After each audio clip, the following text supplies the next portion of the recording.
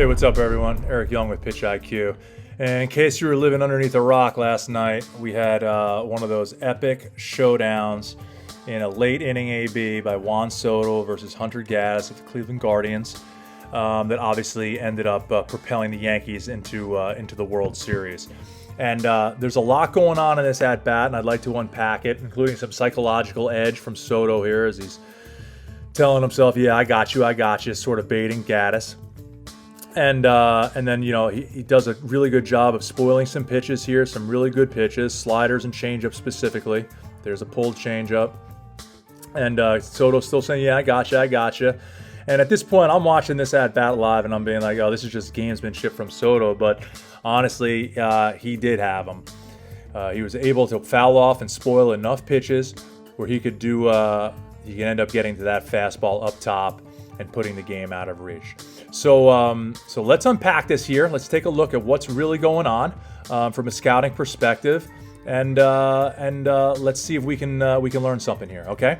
So first things first. Coming into this at bat, Soto is 2 for 4. He'd hit a first pitch slider for a double to right center field at 114 miles an hour. He'd also hit a single up the middle at 108 miles an hour. And then the previous at bat to this, he was facing a tough lefty, and he hit a 2-1 fastball, 101 miles an hour to second base. Pretty routine second ground ball to second. But you could tell from Soto's reaction on that play, on that hit, that he had just missed it, and he was furious at himself because it was the most hittable pitch of the AB, and he barreled it, but he hit it on the ground right to the second baseman. So he's coming into this at bat versus Hunter Gaddis. Don't know if he'd faced him a lot during his career, but I think Gaddis had a game plan in mind, and it was going to be my best pitch is my slider, and I'm going to feed him a ton of those because this is a first pitch hacking dude, as evidenced by his 2 hits earlier on in the game were on first pitches, and he waffled those. So I'm gonna go to my best pitch right away, which is my slider. It's about a 60 grade pitch, but if you add in commands, it plays up probably to like a plus pitch, maybe a 65 or a 70 grade pitch. And his fastball is 95 mile an hour fastball. It's also about a 60 grade pitch, and because of the command also plays up. So Gaddis is playing with 2 plus pitches, and they're plus with his command, and he's got that changeup in his back pocket as well. To this point in the year, he's had a 557 opponent OPS versus him, and he'd only given up 4 home runs on the year. So you're feeling pretty good if you're the Guardians. You got one of your dudes out there on the mound. It's not Clase, but it's Gaddis, and he's got to, you got to run through the heart of this lineup if you want to go on and extend this series. And unfortunately for the Guardians, it didn't play out that way. So first pitch was a slider to the back foot. He took it, looked like he was tracking it pretty well. Now he sets up away, okay, and gets this call. It might have clipped the bottom of the zone a little bit. Soto doesn't like it. Pitch track got it as a strike, good job by the umpire calling it. Soto doesn't like it. Okay, no problem. All right, so let's get into a scouting process here. We're even count, right? We're at 1-1. We've thrown 2 sliders. And, by Gaddis' estimation, I'm sure he still hasn't even thrown his good one yet. He kind of yanked the first one over here in the left-hander batter's box. And then he did paint this one down away, but I still don't think he's thrown that swing and miss one. But we're 1-1 in the count. So what can we do here, all right? And we know our scouting process here at PitchIQ. We're going to take a look at the feet of the batter first, okay? Where do they start? And where do they take them? So he's slightly open, okay, which would suggest that he's got a pull side approach, that he wants to stay open and bring everything kind of the pull side. Okay, so he starts open and has a small leg kick timing mechanism. You can see it right here, and over here on the right, gets into his back hip really well. Kind of stays centered. Just a little leg kick timing mechanism with that leg, and he wants to get his foot down into the ground with as little movement as possible. You can see the head doesn't move. The hands don't move a whole lot either. He kind of keeps them in the same spot. He's got a stagnant setup for the most part because he likes to lay his bat path right there. He lays his bat path. Okay. And then his barrel stays in the zone at the point of contact. Here,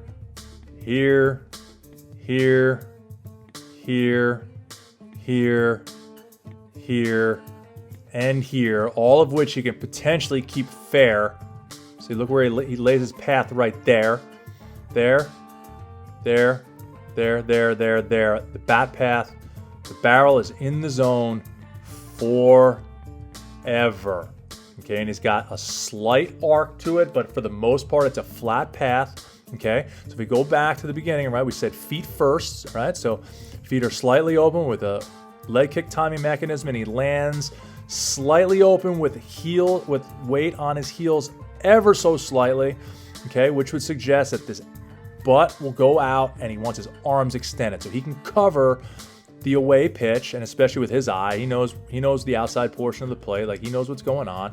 He's an experienced hitter, okay, so he has coverage out here and he has coverage out here, and I think pitching to that L would be a mistake with your fastball specifically. If you're going to go fastball, you probably want to try to influence around here, maybe even go up and in, try to get in on him as he's nodding at you, playing his psychological games. Well, you could recognize that as a pitcher and maybe try to do some influencing in under the understanding that you can't miss there, all right? It's going to take you yard if you go there. So if you want to go in, you got to get in underneath these hands because he wants his arms extended out to a pitch over here somewhere, right to his bread and butter, and you'll see later on in the at-bat that's exactly what he gets, all right? So Gaddis knows this, so he's going to throw him a steady diet of these off-speed pitches. Here's a slider, and it was a bad one, and this is the one he easily could have waffled earlier on in the at-bat. This is the 1-1 slider, misses it, but there's enough off-speed for him to be out on this front foot right there, and he's in full yank mode approach. He saw his cookie, his eyes got wide, and he pulled off the pitch, and he missed it. So you watch his body language here. He's saying, oh, yeah, I got you. He's like, yup, you threw me a cookie. I got you. Here comes the first of those head nods. All right, look at him. Oh, I got you. I got you. So he's head nodding the rest of this time. Watch. All the way into this next pitch, basically. He's saying, I got you, dude. Okay? So 3 sliders in a row. He just hung one. The catcher, Bo Naylor and Gaddis are at some point here going to probably change some things up. All right, so probably not going to throw another fastball. We know how fastball-oriented he was. He was out in front of that slider, and the slider played like this, right? The slider's coming back towards the hitter's body, and he missed it. So I guess what they're thinking here is like, let's throw an off-speed pitch that works its way this way away from his barrel because we're seeing hands and feet and an approach that's pull side. So we're going to go away with the changeup. Only problem is he pulled the changeup, and you can see, if we go back in slow motion here, see those hips? See Soto's hips are going up and out, up and out. He was fooled by the pitch, but he was able to keep his hands down and was able to spoil it right here, which is kind of like a defensive, just like foul ball. All right, I'm going to spoil it, okay? Because that pitch was not where the hitter expected it. Slow in, not usually where you're going. Gaddis was trying to go away here, and he missed this pitch, okay?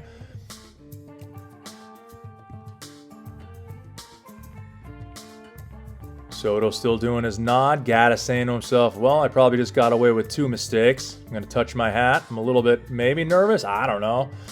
Here he is. Soto doing his little head nod. Yup, I got you. Yup, yup, yup, yup. All right, well, we'll see if you got him. Next pitch.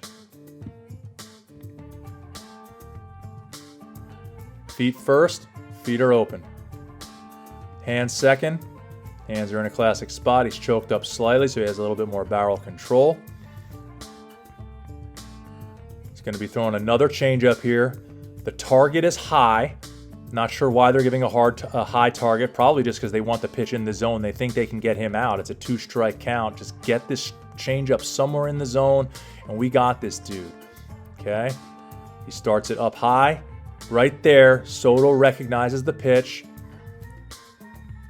Out in front again. You can see him flicking that barrel right there. Flick that barrel. He's out in front. He tops it. Again, we're seeing a approach that's a pull side approach. He is not looking to go opposite field here with 2 strikes. Everything we're seeing, at least on these off-speed pitches, he's trying to go pull side Yank Johnson. Okay? There he is topping it here on the right. You can see him topping it. And just look how much layback. He gets the barrel path is flat plane path for so long. It's a really good approach. If any of you hitters out there, you get your swing going like this, man, that is tough to pitch. The only way that pitchers that I know how to kind of break this is by breaking plane, is by curveball. I want to break plane. If the barrel of the bat is a flat path, which is classic, which is what you want, a nice, slightly, maybe a 10-degree arc to it, the best thing to throw a guy like this is going to be a breaking ball down. So it breaks the path of the barrel. So then there's only one point of contact. So he has to time it up perfectly to hit it right here. Okay. And unfortunately for Gaddis, he doesn't have a curveball in his arsenal. He's got that slider. But again, it's only a 5-inch horizontal, 5-inch vertical pitch. So it's not a sweeper, it's not a breaking ball, it's not quite a gyro slider. It's just like your classic 5x5 slider, and that's what he's got to work with there. So he doesn't really have anything breaking plane, so this is not a great matchup for him, okay? Next pitch in the AB, he's going back to that backdoor slider that he had success with earlier on in the at-bat, where he painted this pitch, and he paints it again pretty good. That is a really well-executed pitch. But Soto's in spoil mode, right? There's another defensive swing. Not really defensive, but he does a good job spoiling. It's spoiler alert, right? And there, Soto sees him. He fouled off the pitch that way. Now, does that mean does that mean he's late? No, it doesn't mean he's late because that's an off-speed pitch. I mean, that was his slider. So, yeah, he fouled off the ball that way, but it might tell you something about his barrel path. He was a little bit under. Okay, so I think the thinking here is like, well, he was fouling the ball off this way, that we're going to try to go up at some point in this at-bat in order to break plane, because I don't have the pitch down here to break plane, so we're going to go up to break plane. And as you'll see, that ended up being a mistake. Okay, so now they're setting up. Fastball up. Is this the fastball? That's the fastball up. Bang. Okay, right to his bat path. Wasn't quite as well executed. Naylor wanted it up a little higher. See that body language up there? Wanted it up a little bit higher. Didn't get it. Whack. Arms extended, okay? So this is what I was saying earlier about, even though his body and his head, well, his head not so much, but even though his hips are kind of going that way and his weight is on his heels a little bit, that's indicative of a guy who wants to get his arms extended further out. He has the coverage to hit the ball right there. And the better pitch there would have obviously been to execute it a little bit higher. But because of the bat path, because of the swing plane, and he has points of contact all over the strike zone, Soto made him pay.